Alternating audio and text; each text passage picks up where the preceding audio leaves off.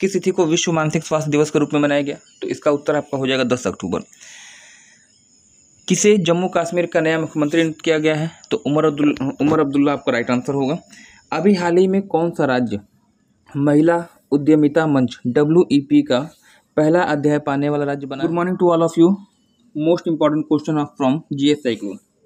आज है 15 अक्टूबर 2024 और 15 अक्टूबर 2024 के जितने भी प्रश्न करंट अफेयर्स के होंगे उन सभी ट्रेंडिंग प्रश्नों पर चर्चा की जाएगी।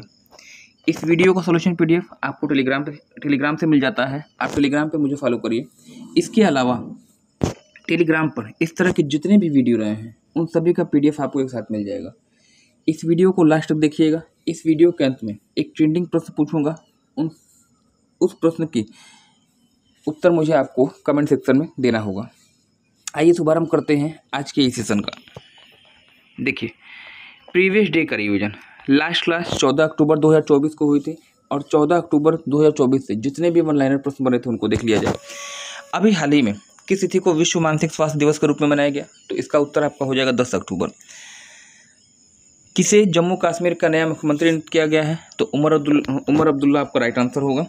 अभी हाल ही में कौन सा राज्य महिला उद्यमिता मंच WEP का पहला अध्याय पाने वाला राज्य बना है? तो तेलंगाना। और तेलंगाना की बात करिएगा तो 2 जून सन 2014 को तेलंगाना राज्य का निर्माण हुआ था। 29वां राज्य बना था और यहाँ की जो कैपिटल है हैदराबाद।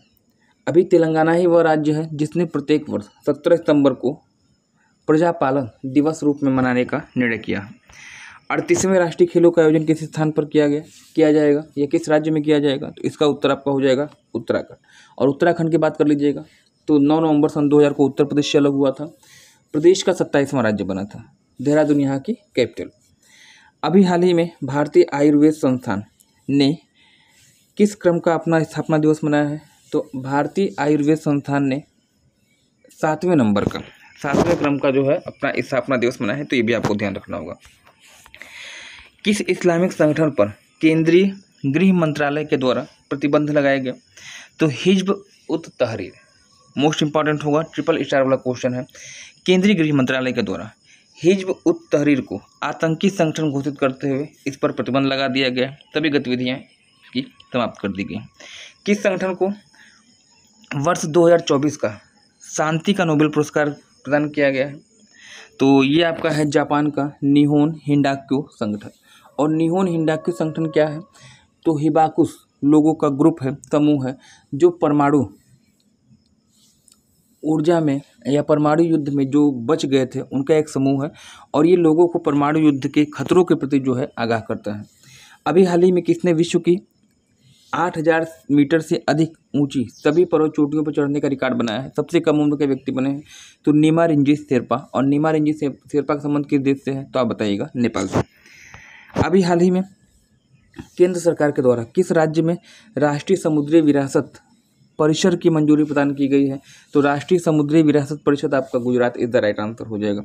चर्चा में रही हम सफ़र नीति को किसने लॉन्च किया है? तो सड़क एवं परिवहन मंत्री आपके जो हैं नितिन गडकरी जी। तो ये रहा आपका लास्ट डे का रिवीजन। और आज टुडेज क्वेश्चन जो आज के प्रश्न देखिए, हो सके तो अपने साथ कापी पेन लेके बैठिएगा। देखिए, आप PDF तो डाउनलोड कर लेते हैं लेकिन PDF में मुश्किल से 10 या 12 क्वेश्चन आपको मिलेंगे। यदि आप वीडियो को लास्ट तक देखते हैं तो जैसे मानिए कोई प्रश्न है, प्रश्न के चारों तरफ जितने भी संभावनाएं बन सकती हैं उस पर चर्चा होती है। तो PDF को भी डाउनलोड करिएगा और वीडियो को लास्ट तक देखिएगा, कापी पेन लेके बैठिएगा। जो चीज़ें आपको एक्स्ट्रा लगती हैं, मैं जो आपको बताता हूँ उसको आप कहीं नोट करिएगा, उसका फेयर नोट्स तैयार करिएगा। निश्चित रूप से आपको फ़ायदा होने जा रहा है। देखिए, हाल ही में चर्चा में रहा हिबाकुसा क्या है? चर्चा में रहा या सुर्खियों में रहा हिबाकुसा क्या है? तो जापान का एक सक्रिय ज्वालामुखी, जापान की एक आदिम जनजाति, चीन में पाई जाने वाली एक जहरीले सर्प की प्रजाति, या फिर हिरोशिमा और नागासाकी के परमाणु हमले में बचे हुए लोगों का समूह। तो इस प्रश्न का उत्तर शायद मैंने आपको पहले ही दे दिया है क्या? देखिएगा, ऑप्शन डी यहाँ पे होगा राइट। पूछा गया है कि हिबाकुसा क्या है? तो 1945 ईस्वी में 6 अगस्त और 9 अगस्त हिरोशिमा और नागासाकी पे अमेरिका के द्वारा परमाणु बम गिराया गया था। काफ़ी संख्या में लोग हताहत हुए थे, मारे गए थे। इस हमले में जो लोग बच गए इन्होंने एक बचे हुए लोगों का ग्रुप है हिबाकुसा, और यह लोग हैं विश्व के लोगों को जो है परमाणु युद्ध से जो विभीषिका जो आपकी उत्पन्न हुई थी चर्चा करता है, और संभवतः परमाणु युद्ध न हो उससे बचाने का प्रयास करता है। और हिबाकुसा लोगों का समूह ही आपका निहोन डोगो क्या संगठन है जिसे हाल ही में नोबेल के शांति पुरस्कार से सम्मानित किया गया है। तो ये रहा आपका हिरोशिमा। हिबाकुसा क्या है, तो हिरोशिमा और नागासाकी परमाणु हमले में बचे हुए लोगों का ग्रुप, एक समूह। नेक्स्ट जो अगला प्रश्न आपका यहाँ पे होगा, हाल ही में चर्चा में रहा युवा संगम पोर्टल का संबंध किस मंत्रालय से है? युवा संगम पोर्टल किससे संबंधित है पूछा गया है। ऑप्शन ए यहाँ पे होगा राइट, शिक्षा मंत्रालय।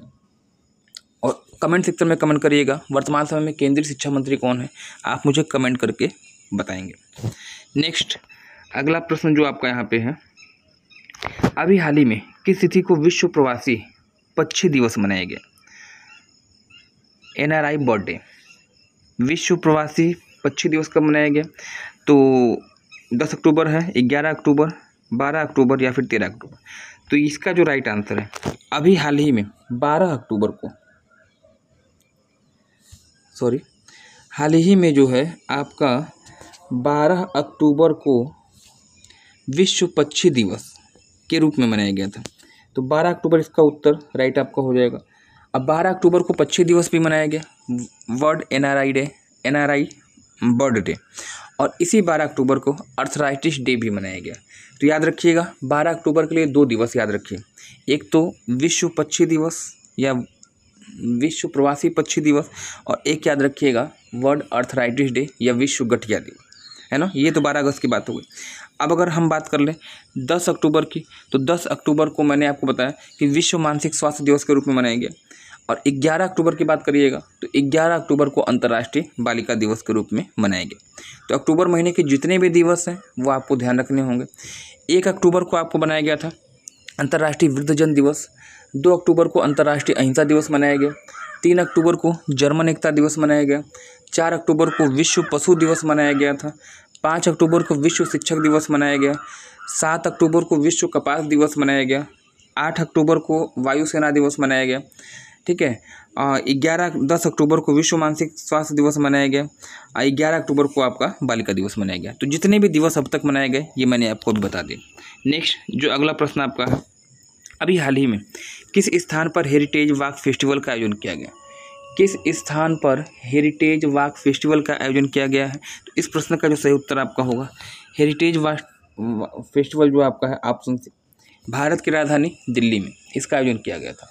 अब आप मुझे कमेंट सेक्शन में कमेंट कर बताइएगा कि जो भारत की राजधानी है कोलकाता से दिल्ली कब बनाई गई वह वर्ष आपको बताना है, और दिल्ली से नई दिल्ली कब बनाई गई यह वर्ष भी आपको बताना है। फिर से देखिएगा, भारत की राजधानी कलकत्ता से दिल्ली किस वर्ष बनाई गई, कमेंट सेक्शन में कमेंट करिएगा। और भारत की राजधानी दिल्ली से नई दिल्ली कब बनाई गई है यह भी आप मुझे कमेंट सेक्शन में कमेंट करके बताएंगे। नेक्स्ट अगला दिया है आपका, किंजल नामक हाइपरसोनिक बैलिस्टिक मिसाइल का संबंध किस देश से है? तो किंजल नामक जो बैलिस्टिक मिसाइल है ये किससे रिलेटेड है? इस प्रश्न का सही उत्तर आपका होगा ऑप्शन ए, यहाँ पे रूस होने जा रहा है। देखिए इस सेशन का लगभग आधा रास्ता हमने तय कर लिया है। इस वीडियो को सॉल्यूशन PDF आपको टेलीग्राम पे मिल जाता है। इस PDF को आप डिस्क्रिप्शन बॉक्स से भी डाउनलोड कर सकते हैं। नेक्स्ट अभी हाल ही में सेना के कमांडरों का सम्मेलन का पहला चरण जो है वह किस स्थान पर आयोजित किया गया? तो सैन्य कमांडर का पहला चरण कहाँ पे स्थापित हुआ है? तो इस प्रश्न का जो सही उत्तर है पूर्वोत्तर का राज्य है सिक्किम, सिक्किम की राजधानी गंगटोक। ऑप्शन सी यहाँ पे हो जाएगा राइट। पहला चरण का आयोजन अभी अक्टूबर महीने में किया गया। और सिक्किम की अगर बात करिएगा तो सिक्किम भारत का एकमात्र ऐसा राज्य जिसकी सीमा केवल भारत के एक ही राज्य से टच करती है, केवल पश्चिम बंगाल से टच करने वाला राज्य है। 3 देशों को टच करता है, पश्चिम में नेपाल, उत्तर में चाइना और पूर्व में भूटान है। गंगटोक यहाँ की राजधानी है। ये तो रही बात आपकी सिक्किम की। नेक्स्ट जो अगला प्रश्न आपका होगा, निम्नलिखित में से किस देश में विश्व की सबसे बड़ी नौसैनिक रक्षा प्रदर्शनी यूरो नावल 2024 की मेजबानी की जाएगी?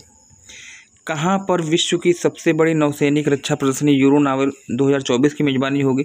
तो इस प्रश्न का जो सही उत्तर आपका होगा यूरोपीय देश France. France is the right answer for the question number 8। France की बात करिएगा तो फ्रांस जो है आपका यूरोप महाद्वीप का देश है। राजधानी अगर पूछी जाए पेरिस बताइएगा, सीन नदी किनारे पे स्थित है। और इस पेरिस को जो है आप फैशन नगरी के नाम से भी पुकारते हैं। नेक्स्ट, अभी हाल ही में किसी एशियाई क्रिकेट काउंसिल का नया अध्यक्ष नियुक्त किया गया? ACC एशियाई क्रिकेट काउंसिल का नवीन अध्यक्ष किसे बनाया गया है?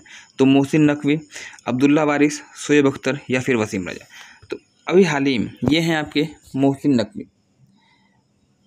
नकवी पहले जो है ACC के अध्यक्ष भारत के जैसा थे, लेकिन बाद में इनको जब ICC का अध्यक्ष बना दिया गया तो इनके स्थान पर मोहसिन नकवी को ACC यानी एशियाई क्रिकेट काउंसिल का नया अध्यक्ष नियुक्त किया गया। प्रीवियस डे का क्वेश्चन, लास्ट डे मैंने आपसे पूछा था निम्नलिखित में से किसे हाल ही में जर्मनी में भारत का नया एम्बेसडर नियुक्त किया गया है, भारत का नया राजदूत बनाया गया? तो ये हैं आपके अजीत विनायक गुप्ता जी हैं और इन्हें हाल ही में जर्मनी में भारत की तरफ से ब्रांड एम्बेसडर नियुक्त किया गया। ये तो जर्मनी की बात हो गई। आप मुझे कमेंट सेक्शन में कमेंट करके बताइएगा कि यूरोपीय देश फ्रांस में भारत के नए राजदूत किसे नियुक्त किया गया है? आप मुझे कमेंट करके बताएंगे। और सबसे लास्ट में क्वेश्चन ऑफ द डे जो आपके लिए है, इस प्रश्न का उत्तर कमेंट सेक्शन में कमेंट कीजिएगा। अभी हाल ही में किसे BCCI ने भ्रष्टाचार निरोधक इकाई का नया प्रमुख नियुक्त किया? तो BCCI के द्वारा भ्रष्टाचार निरोधक इकाई का नया प्रमुख किसे नियुक्त किया गया है? शरद कुमार, राजशेखर शिंदे, विजय शंकर सिंघानिया या फिर राजेश तिवारी? कमेंट सेक्शन में इसका उत्तर आप दीजिएगा और इस वीडियो को अधिक से अधिक शेयर करिए ताकि यह वीडियो उस व्यक्ति तक पहुंच सके, उस अभ्यर्थी तक पहुंच सके जिसे वास्तव में इसकी ज़रूरत है। तो आज के लिए इतना ही, मिलते हैं अगले क्लास में। धन्यवाद। Thanks for joining.